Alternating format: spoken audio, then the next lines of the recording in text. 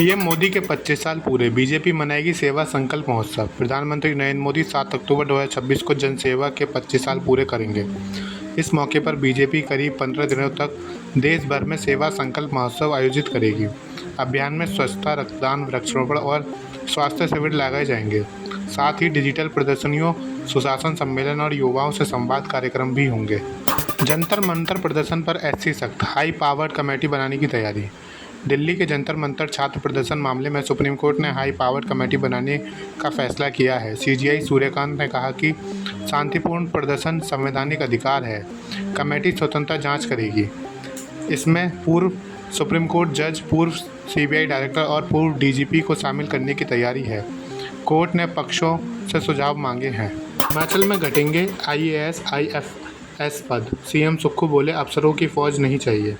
हिमाचल सरकार नौकरशाही पर खर्चा घटाने के लिए आईएएस और आईएफएस पदों की संख्या कम करेगी।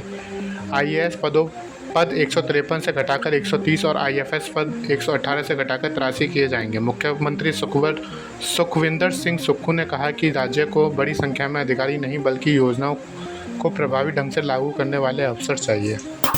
चमोली में कल्पेश्वर मंदिर के पास लैंडस्लाइड, परिसर में घुसा मलबा। उत्तराखंड के चमोली में भारी बारिश के बीच प्रसिद्ध कल्पेश्वर महादेव मंदिर के पास भूस्खलन हुआ। पहाड़ी से अचानक मलबा और पत्थर मंदिर परिसर तक पहुंच गए। घटना के बाद स्थानीय लोगों ने मलबा हटाने का काम शुरू किया।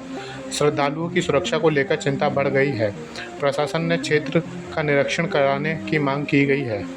पुरी जगन्नाथ मंदिर की सुरक्षा में सेंध, ऊपरी हिस्से पर चढ़ा नकाबपोश युवक। पुरी के जगन्नाथ मंदिर में एक नकाबपोश युवक मंदिर के ऊपरी हिस्से तक पहुंच गया, जिससे हड़कंप मच गया। सुरक्षा कर्मियों ने उसे सुरक्षित नीचे उतारकर हिरासत में लिया। युवक ने दावा किया कि बंदर उसका पर्स लेकर ऊपर चढ़ गया था, जिसे लेने के लिए वह भी चढ़ा। घटना ने मंदिर की सुरक्षा व्यवस्था पर सवाल खड़े कर दिए हैं। वंदे मातरम पर कांग्रेस बीजेपी आमने सामने, खड़गे बोले देशभक्ति न सिखाएं। वंदे मातरम के गायन को लेकर कांग्रेस और बीजेपी में विवाद बढ़ गया है। गोवा के एक कार्यक्रम में गीत के 6 में से 2 अंतरे गाए जाने पर बीजेपी ने कांग्रेस से माफ़ी मांगी। कांग्रेस अध्यक्ष मल्लिकार्जुन खड़गे ने पलटवार करते हुए कहा कि बीजेपी कांग्रेस को देशभक्ति का पाठ न पढ़ाए। उन्होंने आज़ादी की लड़ाई में कांग्रेस के योगदान का जिक्र किया।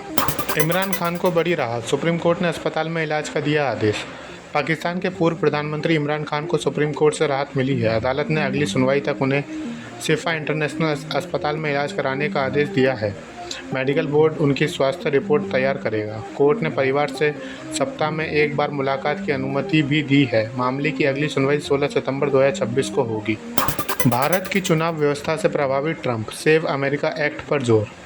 अमेरिकी राष्ट्रपति डोनाल्ड ट्रंप ने भारत की चुनाव व्यवस्था का हवाला देते हुए सेव अमेरिका एक्ट को मंजूरी देने पर जोर दिया। उन्होंने भारत में फ़ोटो पहचान पत्र की व्यवस्था और बड़े मतदान का उल्लेख किया। प्रस्तावित कानून में अमेरिकी चुनावों में वोट देने के लिए नागरिकता का प्रमाण और वैध पहचान पत्र अनिवार्य करने की बात कही गई है। ग्रेटर नोएडा में बनेगी ताइवान सिटी, 500 एकड़ में मेडिकल हब को मंजूरी। ग्रेटर नोएडा और यमुना सिटी में बड़े विकास प्रोजेक्ट्स को मंजूरी मिली है।